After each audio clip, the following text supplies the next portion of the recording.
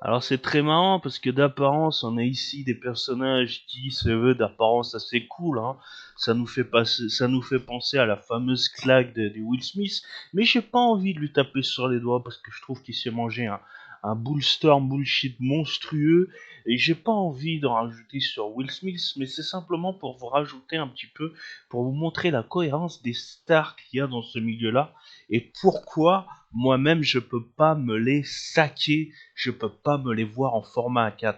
Parce que plus un personnage va forcément être connu, plus il va forcément attirer l'attention et avoir des super people, des superstars. Hein. J'avais vu, je m'en rappelle, passer un temps dans les années, au début des années 2010, t'avais carrément des stalkers. Alors comment il s'appelait cette star?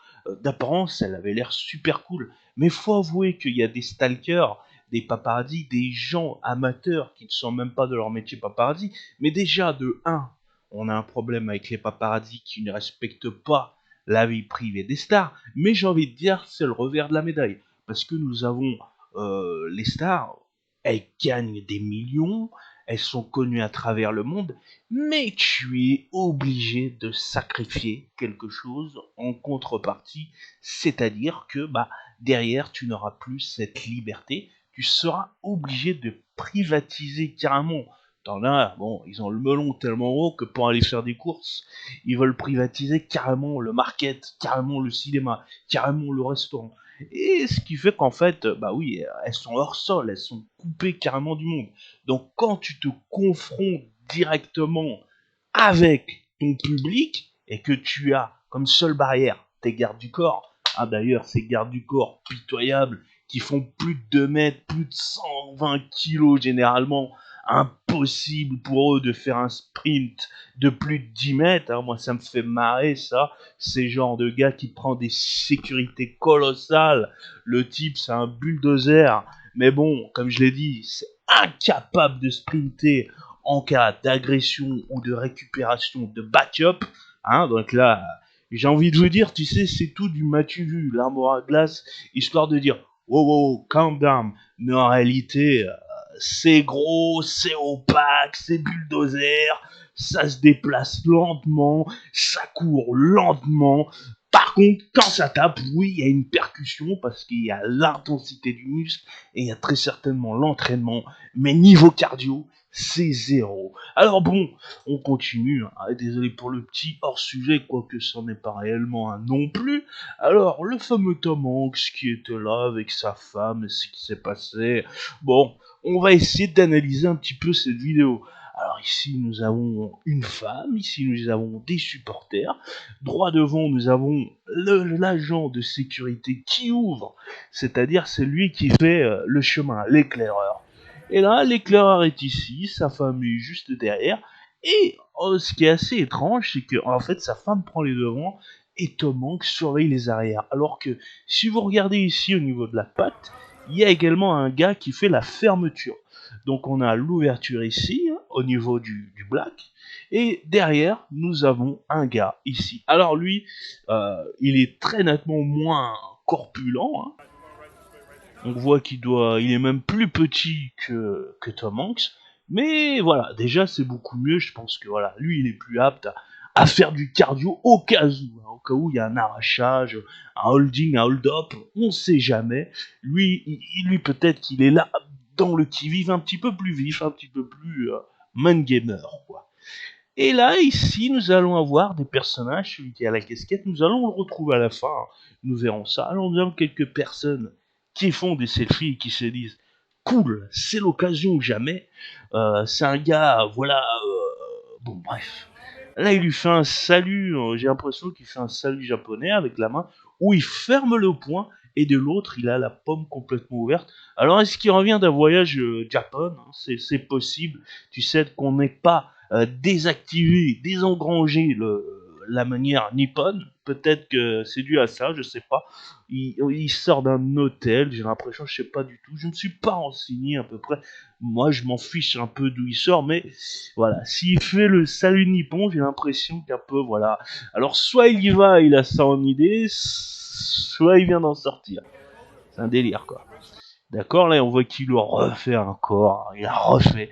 Là nous avons son arrière-garde du corps, là, il aime pas trop les gens qui sont un petit peu trop proches de lui avec des photos. Alors est-ce qu'il a reçu un motif en lui disant, bon, ne les faites pas trop s'approcher non plus, pas de photos et pas d'autographes, vous les évacuez.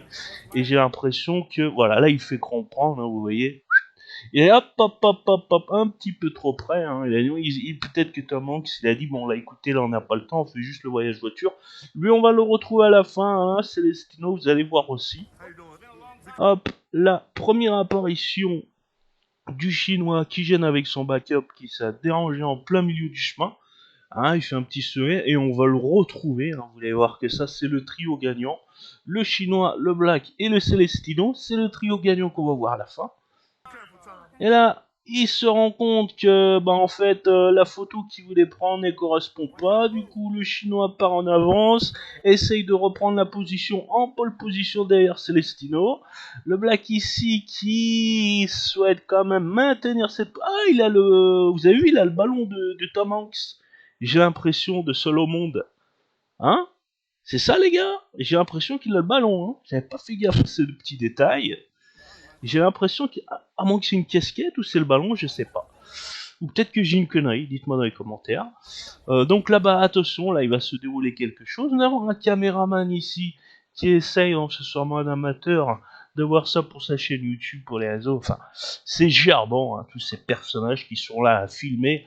Alors que bon, tiens, personnellement, j'ai déjà croisé des people et j'ai même par l'occasion de mon ancien taf, j'ai pas trop envie de dire dans quoi, de qui, de quoi. C'est vrai, on a le secret professionnel et on a aussi le, comment dire, voilà, ça fait pas très pro de dire oui j'ai fait tel machin, telle sécurité pour tel gars, à tel milieu, à telle date, quand ceci, cela. Mais jamais je vais aller leur courir autour, hein. Ça me fait bien marrer ça. Je- pour moi, c'est un personnage comme un autre, sauf que lui, bah forcément, il engendre plus. Donc, pour la haute autorité, etc., blablabla, vous connaissez le bullshit, ils sont plus importants. Donc, il faut les contrôler, les surveiller. Voilà, donc là, en fait, sa femme, il s'est passé un truc. Ah ouais, c'est bien le ballon de Tom Hanks, hein, vous voyez, les gars. Il y a bien la petite peinture. En fait, ce qui s'est passé, c'est que vous voyez ici, il y a une petite marche. Et elle doit très certainement avoir des talons, je pense, parce qu'en fait, elle avait pas vu qu'il y avait une légère petite bordure ici. Ce qui a fait qu'en fait, ce n'est même pas la bousculade, ou alors c'est quelque chose qui a accentué sa chute. Là, nous avons un flash. Peut-être que le flash, à cause du flash, elle n'a peut-être pas vu la marche. Et là, hop, elle a fait une petit déséquilibrage avec ses talons. Donc forcément, elle a eu peur, elle a cru qu'elle allait se tordre la cheville. Là, il y a tout de suite son mari qui la regarde. Et finalement, sa femme lui dit bobo, bah oui, bah oui, bah oui, bah attends. Ah, tout le monde fait des bobos, hein. T'as pas de cicatrice, là, t'as rien. Qu'est-ce que c'est que ça? T'es en sucre? Bref, on continue, excusez-moi. Et là, attention, Tom Hanks va sortir de ses gonds. Là, le fait qu'il voit sa femme en crise, le fait que sa femme lève la main et regarde directement le black, là, c'est trop pour lui. Vous avez Celestino en arrière, il est pas bien du tout. Il se dit, oups, là il est en train de glutiner. Oh là là là là, il y a quelque chose qui va barder. Il sent venir le coup. Il sait pas trop si c'est sa femme ou Tom Hanks qui va pousser la gueulante, mais il sent que ça va être chaud pour ses fesses. Là il a pressenti. Vous voyez au niveau de son regard, ça veut tout dire.